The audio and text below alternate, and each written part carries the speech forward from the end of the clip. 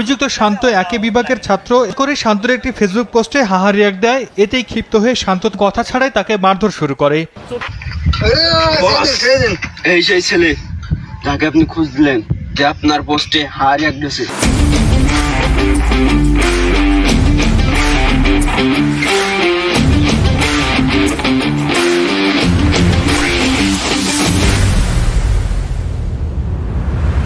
আমার ভুল হয়েছে ভাই, আমার ক্ষমা করে দেন ভাই, আমি বুঝতে পারিনি ভাই, আমার ভুল হয়েছে। শান্তি নাই, শান্তি নাই, কোথাও শান্তি নাই।